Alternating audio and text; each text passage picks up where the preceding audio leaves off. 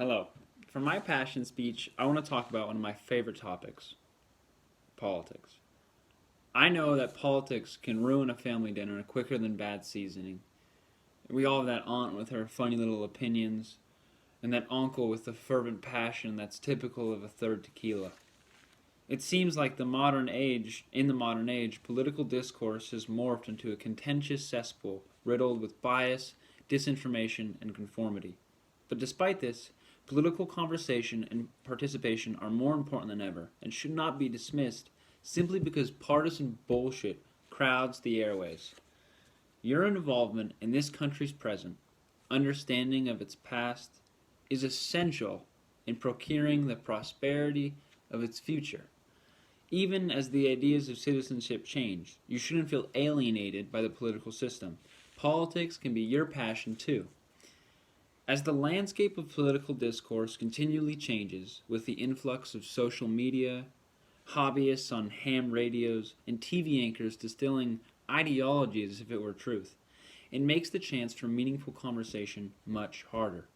Issues are painted simplistically, and people are defined by check marks they make in a ballot box. As the ball gets ever tighter, it almost feels like America is a large sports stadium, and your worth is contingent upon the jersey you wear. Are you red, or are you blue? Which further dilutes the ability to communicate effectively. I think a big reason that politics are so hard to talk about and even bring up is due to social media and the role of media today. You see, in the 50s, 60s, and 70s, there were only 3 news stations, all with the relatively same narrative, telling you what happened as it happened, without trying to promulgate ideology or push false narratives. As Cronkite used to say, that's the way it is. But in the modern epoch, there are hundreds of stations competing for the largest audience, compromising journalistic integrity in the name of profit, proliferating sensationalistic stories which brackish objective truth. All of this makes it harder to know what is true, who to trust, and what to believe in. This divide leaves some apathetic and others boiling. This creates group bias and polarization in which a like-minded group becomes increasingly uniform in thought and no longer tolerates dissenting views, as it would disturb the group harmony, and thus the ideas become reinforced and more extreme. This behavior dissuades people from seeking info about politics, even bringing the discussion up, which negates their ability to contribute and thus limits their role as a citizen. Now I posit I don't have the panacea to the problems fraught in political dialogue, but I do think a big part of it has to do with a loss of active citizenship. In my view, the idea of being a citizen would be to understand your country's history, the positive and negative aspects of that history, and taking the trouble to learn about the system which maintains its functions, even if it's quite boring.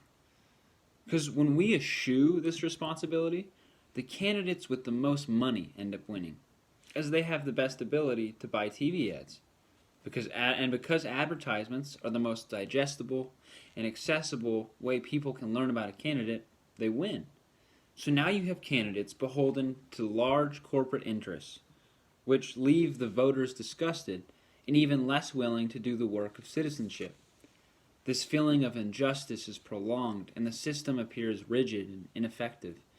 But this ethos is not impermeable. We, this generation, have the power and obligation to change the social templates which churn such division and elicit such inaction. It is incumbent upon the individual to inspire collective change. So even if you detest learning about politics or snore at the suggestion, I implore you to consider the effects of your participation. You are the next president, professor, protester, podcaster. Your opinions have value and solutions and audience. But the only way you will be able to change the world is by changing yourself. That doesn't mean you have to run for Congress or start attending law school. Simply pursue the idea of a healthier America, economically, socially, and spiritually. Through positive communication, driven by empathy, and adhering to equality, We can all become more compassionate with those we disagree with and involved with those who can help. So why am I passionate about politics? Because currently, I have the luxury to stand by and let life continue.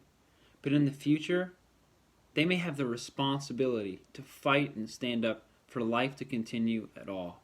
So I better get involved now as quickly as I can.